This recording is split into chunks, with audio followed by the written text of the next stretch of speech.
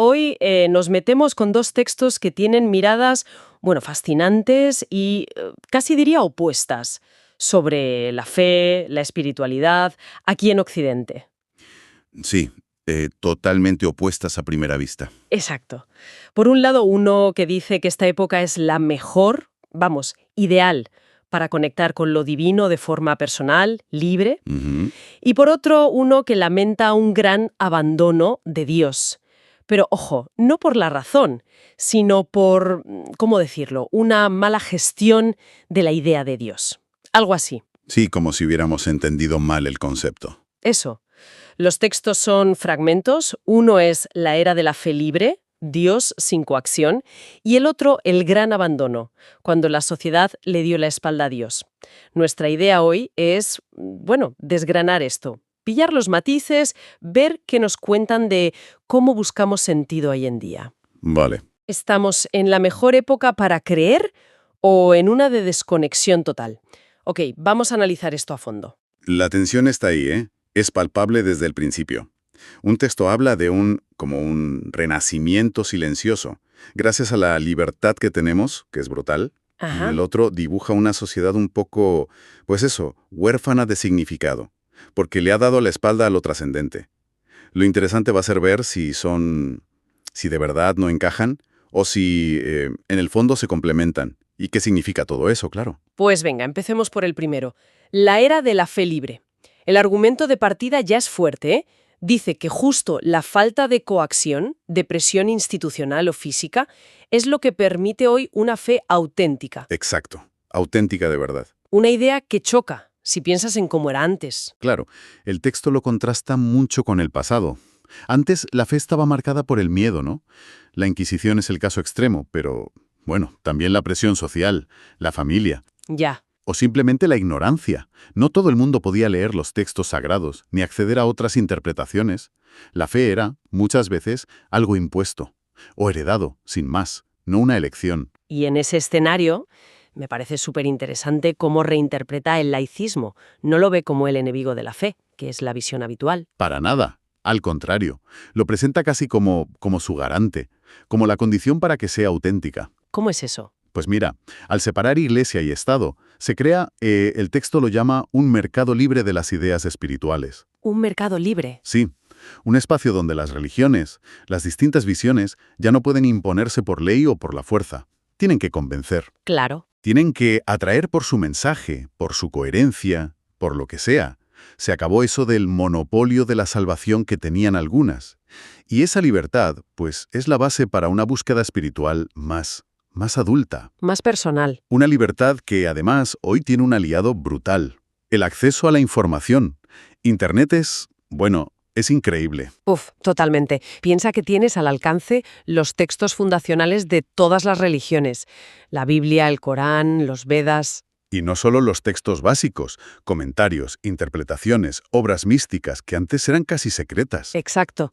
Desde Eckhart hasta Rumi, diálogos entre ciencia y fe. Todo. Y comunidades online, ¿no? Gente con intereses parecidos en cualquier lugar del mundo. Eso es. Debates, cursos, meditaciones. Es un universo de recursos. Impensable hace nada. El texto usa una expresión curiosa.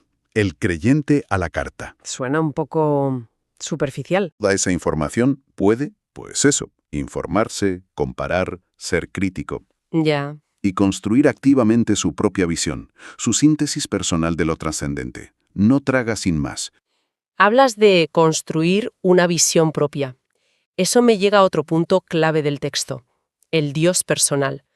Parece que nos alejamos del Dios único, estandarizado por la institución. Totalmente. Describe justo esa tendencia, hacia ideas de lo divino mucho más individualizadas, moldeadas por la vida de cada uno, por su reflexión, su sensibilidad. ¿Y cómo sería ese Dios personal? ¿Da ejemplos? Sí, y muy variados. Para algunos es la fuerza creadora que ves detrás del Big Bang, ¿no? La inteligencia del cosmos. Para otros es el amor incondicional que experimentan. Otros lo ven como una conciencia universal, o reinterpretan figuras como Jesús, pero centrándose más en su mensaje de compasión, de sabiduría, que en el dogma puro y duro. Pero, ¿tanta diversidad? ¿No es un poco caótico? ¿No significa que todo vale y nada importa? El texto dice que no. que justo lo contrario, que esa pluralidad no es caos, sino un signo de madurez espiritual. Colectiva. Madurez. Sí. Usa una metáfora potente. La gente ya no traga entero. Ahora mastica, digiere y se apropia de lo que de verdad le alimenta. Le inspira, le da sentido. Es un proceso más consciente, ¿sabes? Entiendo. Más activo. Eso es. Y aquí el texto mete una cuña importante para que valoremos esta libertad que tenemos. El contraste con otros sitios, ¿no? Justo. Nos recuerda, aunque sea de pasada, que esto de poder elegir o dudar es un lujo, que en muchas partes del mundo la hoguera aún arde, como dice gráficamente. Vaya. Teocracias, nacionalismo, religiosos que usan la fe como arma, control social extremo. Ahí no hay espacio para buscar por tu cuenta. Comparado con eso, nuestro problema de secularización o de buscar sentido, pues casi parece un privilegio. El privilegio de poder elegir o de poder dudar libremente. Una visión optimista, sí. Pero ahora, cambiemos de tercio. El segundo texto, El gran abandono. El título ya impone. Pinta un panorama muy distinto. Sí, este va por otro lado.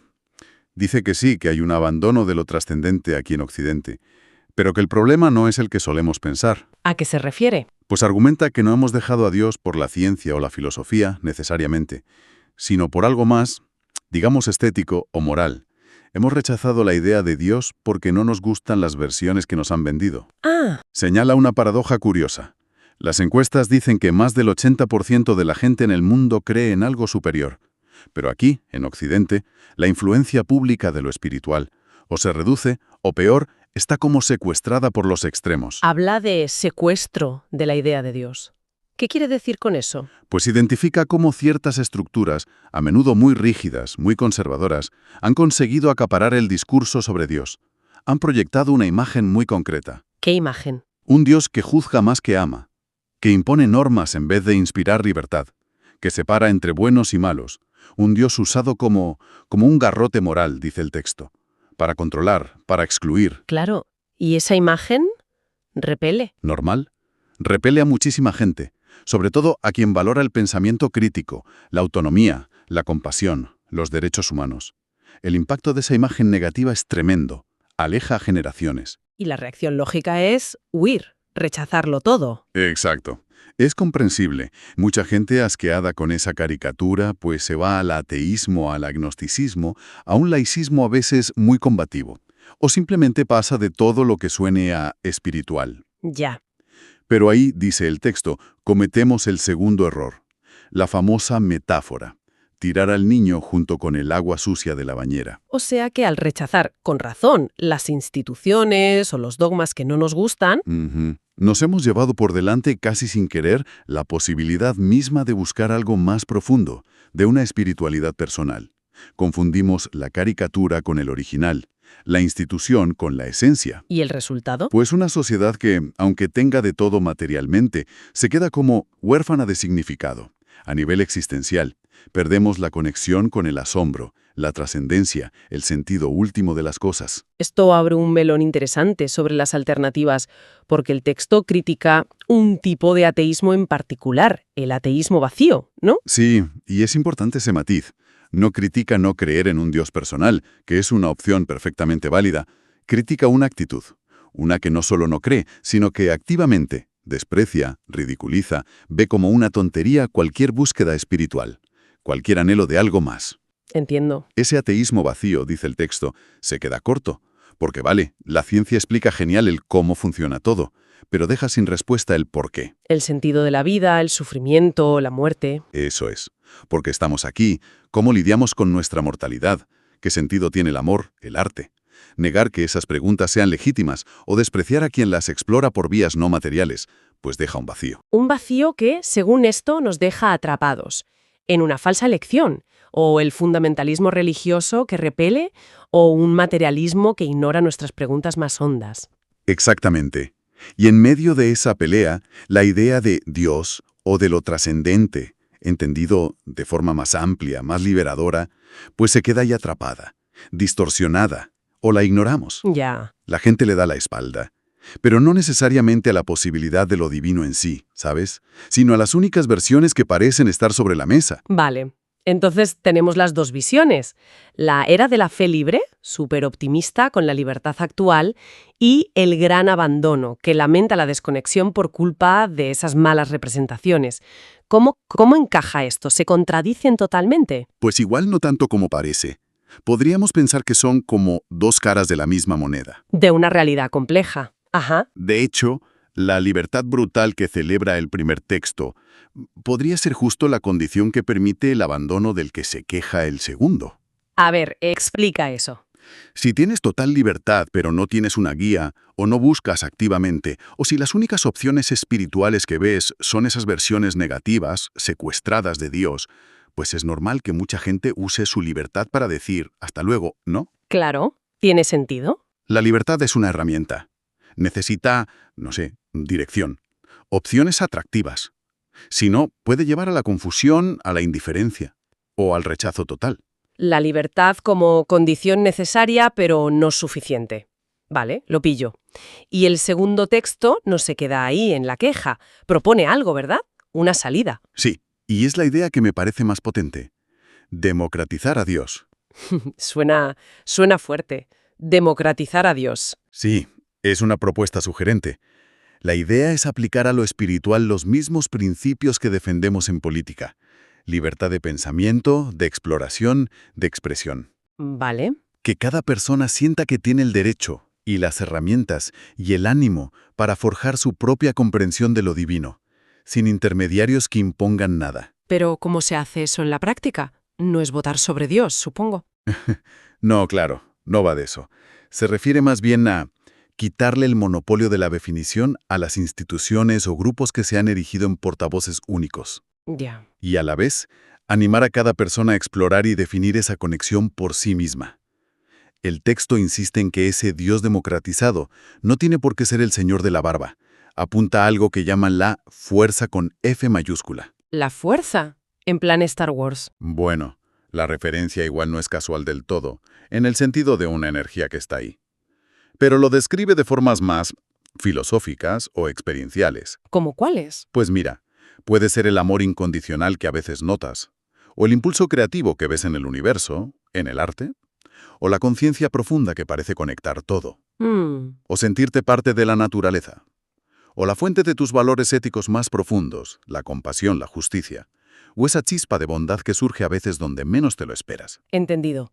Una fuerza que se puede sentir o intuir de muchas formas personales. Exacto. Y un Dios así, pues no necesita una iglesia, ni un libro sagrado al pie de la letra, ni un templo concreto para encontrarlo. Residiría más bien en nuestras capacidades más humanas. ¿En cuáles? Sería accesible por la experiencia directa, la reflexión, la contemplación, ayudando a los demás. Aunque las tradiciones puedan seguir ayudando, ¿no? Claro, pueden ser un apoyo súper valioso para quien lo elija. No se trata de tirar todo por la borda, sino de que la fuente última sea la experiencia y la conciencia personal. Vale, ahora sí que veo cómo conectan las dos piezas. La llamada del primer texto a usar la libertad y las herramientas que tenemos para una fe personal. Pueda casa bastante bien con la propuesta del segundo de democratizar esa búsqueda, de hacerla tuya, de no dejar que te la definan desde fuera con moldes estrechos. Sí. A pesar de que uno suena más a celebración y el otro más a advertencia, los dos parecen ir en la misma dirección. Una espiritualidad menos de institución y más personal, elegida, consciente. Entonces, resumiendo un poco el análisis de hoy, hemos visto dos diagnósticos potentes sobre cómo está la fe aquí. Uno que dice, ojo, que esta libertad y este acceso a la info son lo mejor que nos ha pasado para una fe auténtica, sin miedo. Y otro que advierte, cuidado, que de tanto rechazar las versiones tóxicas de Dios, igual nos estamos quedando vacíos por dentro.